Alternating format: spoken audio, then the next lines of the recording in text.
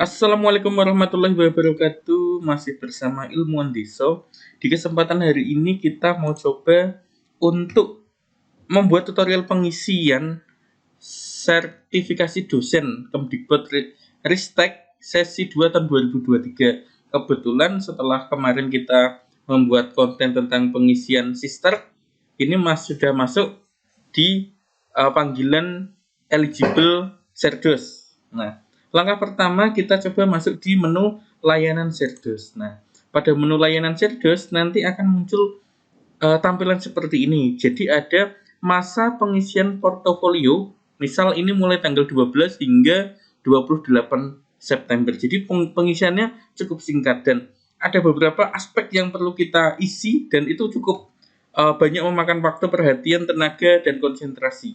Yang pertama ada biodata peserta. Itu biodata biasanya identitas standar kita lah. Biasanya sudah kita isi di awal, mungkin tinggal memvalidasi saja. Kemudian mengunggah pas foto. Nah, pas foto itu kalau perempuan background merah, kalau laki-laki background biru. Kebetulan saya kemarin kan background merah, jadi harus saya edit dulu menjadi background biru. Nah, seperti ini. Jadi sudah ada ketentuan, laki-laki berwarna biru, perempuan berwarna merah, minimal 400 kali 600 pixel, jadi 4 kali 6. Harus resmi bagi laki-laki memakai pakaian sipil lengkap PSL. Setelah itu browse, upload, unggah di sini. Next, yang kedua pas foto. Yang ketiga adalah isian daftar riwayat hidup. Nah, ini cukup banyak sekali. Jadi di sini itu ada riwayat pendidikan, kemudian ada riwayat pelatihan. Misal pekerti kita masukkan di riwayat pelatihan profesional. Kemudian riwayat pengalaman mengajar. Jika kita punya riwayat banyak, kebetulan misal saya kemarin di atas 70-80-an lah. Ini sebagian saya hapus untuk beberapa mata kuliah yang sekiranya kurang relevan dengan bidang keahlian kita. Jadi saya ambil yang relevan dengan bidang keilmuan. Misal yang teknologi saya ambil, yang non teknologi misal kemarin ada entrepreneur, saya hapus dulu karena saya sudah punya teknopreneur. Terus mata kuliah lain di prodi lain yang sekiranya kurang sesuai bisa kita hapus. Ini kita tinggal tarik data saja, jadi kita nggak perlu isi satu persatu, tinggal tarik saja. Di bawah pengajaran kita ada riwayat produk bahan ajar. Nah, produk bahan ajar itu bisa berupa modul dan sebagainya. Kebetulan kemarin saya memasukkan beberapa, cuman ini saya tarik satu saja. Yang penting ada dulu riwayat produk bahan ajar. Next ada riwayat penelitian. Nah, riwayat penelitian itu biasanya yang berupa laporan atau mungkin dapat hibah atau pendanaan. Ini misal saya tuliskan dari Dikti ada, dari perguruan tinggi juga ada, sama mandiri juga boleh. Nanti ada perannya di situ sebagai ketua maupun anggota. Ini juga tinggal tarik data saja. Pengisiannya tetap di kolom penelitian. Setelah penelitian ada juga riwayat publikasi karya ilmiah atau karya seni. Nah, di sini itu banyak aspek yang masuk. Misal yang ini ada hak cipta masuk di sini. Terus publikasi jurnal ilmiah nasional maupun internasional, Sinta berapapun masuk di sini. Terus publikasi pengabdian juga masuk di sini. Seperti ini misal pelatihan strategi pemasaran produk secara online untuk masyarakat Desa Gulang. Nah, jadi publikasi pengabdian juga masuknya di sini. Next ada riwayat pertemuan ilmiah. Pertemuan ilmiah ini pengisiannya juga di sister. Jadi isian BKD kita selama 4 semester terakhir itu akan ketarik di sini. Terus ada juga riwayat pengabdian. Nah, riwayat pengabdian mengikuti isian BKD kita. Jadi harapannya per semester ada. Ini nanti yang akan kita sertakan di kolom pengisian deskripsi diri nanti. Terus ini ada riwayat organisasi, profesi atau ilmiah. Nah, dari beberapa item ini alangkah baiknya semua aspek terisi meskipun sedikit-sedikit yang penting ada. Jadi secara komposisinya itu sudah lengkap. Oke. Setelah itu kita coba masuk ke riwayat instrumen persepsi diri. Nah, ini ada riwayat persepsi diri. Ini karena saya sudah melakukan penilaian, jadi sudah ditutup. Nah, perlu teman-teman ketahui ini ada melibatkan banyak aspek. Ini ada instrumen persepsional diri, jadi yang menilai diri kita sendiri. Kita juga akan melibatkan 5 mahasiswa yang mengenal kita. Alangkah baiknya dari program studi kita. Misal sudah kenal selama 4 tahun, jadi sejak semester awal. atau kenal 3 tahun. Nah, di situ mahasiswa akan mengisi, ada token yang diberikan dari kampus. Jadi mereka hanya ada hak khususnya, tidak bisa lebih dari itu. Jadi harapannya sekali ngisi benar dan jangan diulang-ulang dari perangkat yang sama. Jadi harus perangkat berbeda. Terus ada penilaian dari dosen sejawat. Nah, penilaian dari dosen sejawat itu kita bisa memilih 3 dosen yang pernah terlibat dalam tridharma kita. Misalkan kemarin saya ada Bu Dewi, Bu Nia maupun Bu Handini, karena beliau ada penelitian dengan kita, ada publikasi jurnal dengan kita, ada pengabdian masyarakat dengan kita. Jadi dia bisa memberikan penilaian. Nah, penilaian itu selain dengan poin-poin juga ada template yang diberikan dalam bentuk Microsoft Word.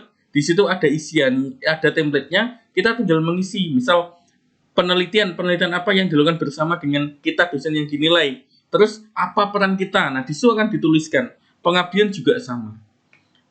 Jadi dari awal teman-teman bisa mempersiapkan dosen-dosen yang sekiranya punya tridharma dengan kita. Jadi kalau bisa agak konsisten. Jadi penelitian dengan Bu ini, pengabdian dengan ini. Jadi nanti ketika kita butuh penilaian diri dari dosen sejawat ada.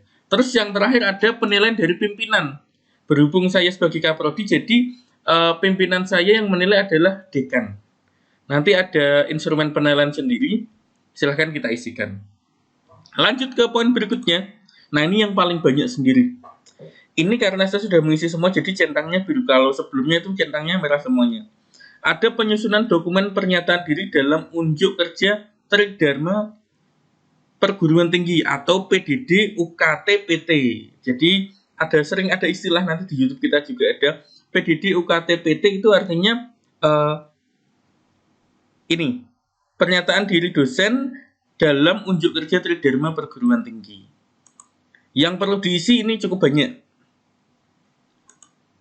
Yang pertama ada narasi mission statement. Jadi ini adalah sesuai dengan semangat Merdeka Belajar, Kampus Merdeka, DYS, dosen yang sedang mengajukan sertifikasi perlu membuat mission statement yang berisi pernyataan tentang dharma yang dipilih untuk dikontribusikan paling besar. Nah, jadi memilih salah satu sebagai seorang pendidik di mana dapat memilih salah satu dharma dari tridharma, pengajaran, penelitian, dan pengabdian kepada masyarakat yang akan yang akan menjadi pilihan utama untuk dilaksanakan dan dikembangkan sesuai dengan passionnya sebagai pendidik. Dengan demikian, DYS perlu membuat bobot penilaian untuk masing-masing unsur pada PDD UKT-PT sesuai dengan keinginannya, dengan catatan bobot masing-masing unsur paling sedikit 10%. Nah, jadi karena saya mendominankan di penelitian, nah di sini sudah saya jelaskan di sini. Dharma yang dipilih adalah penelitian. Jadi penelitian saya buat 40%. Kemudian agar agak seimbang, pengajaran 30% dan pengabdian masyarakat 30%. Jadi total 100%.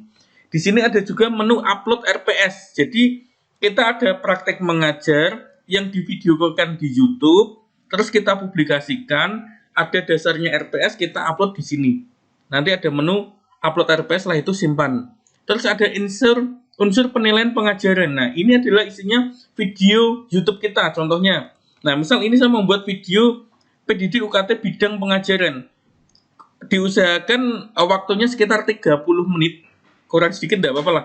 Kemarin saya 32 menit, tapi karena masukan beberapa teman-teman dan beberapa contoh yang saya lihat di YouTube, rata-rata 28-29, jadi saya sesuaikan 28 menit. Nah, setelah itu ada deskripsi yang perlu kita tambahkan, misal perkenalan diri kita, kemudian ada link download RPS dan link download materi yang kita sampaikan di sini.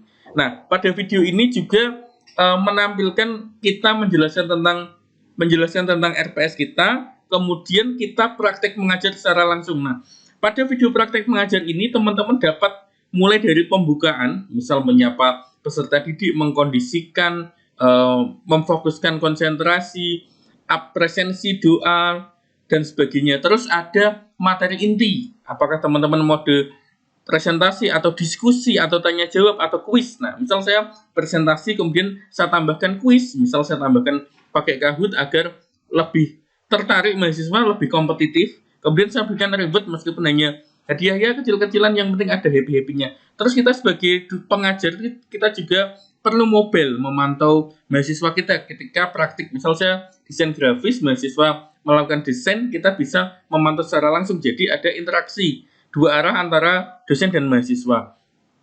Next, kita juga melakukan penilaian. Jadi misal hasil karya mahasiswa kita nilai, oh ternyata bagus, oh ternyata perlu ini, konsep warnanya kurang kontras atau sebagainya, kita berikan umpan balik. Setelah itu kita bisa memberikan penutup, baik doa, memberikan kesimpulan dan sebagainya. Terakhir itu doa, ataupun dengan mempersiapkan untuk pertemuan berikutnya.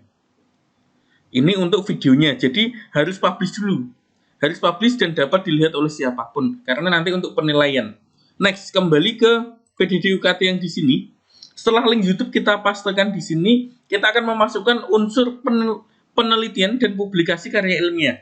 Sebagai catatan di awal tadi, isi dari penelitian itu adalah yang ada di CV, yang ada di isian kita sebelumnya. Jadi kita menceritakan, jadi harapannya ini original, kita tanpa melihat punya siapapun. Jadi kebetulan saya juga kemarin gitu mengalir saja penelitian saya, misal ini manfaatnya seperti ini, setelah dihasilkan terpublikasi di mana, atau mungkin ini terdaftar di hak cipta dan sebagainya.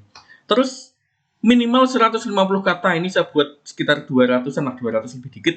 Yang penting sudah di atas kriteria. Katanya kalau kurang dari kata yang ditentukan nanti merah ada keterangannya. Next, ini ada unsur penilaian pengabdian kepada masyarakat. Ini juga sama, saya menceritakan tentang pengabdian masyarakat saya, dilakukan di mana, targetnya siapa, manfaat yang dihasilkan, dan tindak lanjutnya bagaimana. Kurang lebihnya seperti itu, sekitar 200 kata lebih sedikit. Nah, setelah itu lengkap semuanya, akhirnya kita validasi. Kita bisa menuju ke bagian kepegawaian atau yang mengurus tentang Serdes, dan kita validasi akhir. Beliau nanti akan mengecek apakah link sudah dibuka, RPS-nya dapat dilihat. Kalau sudah oke, beliau akan memvalidasi. Nah, kita tinggal menunggu proses berikutnya. Ya, demikian tadi review singkat kita terkait dengan pengisian instrumen di Serdes ketika kita sudah eligible.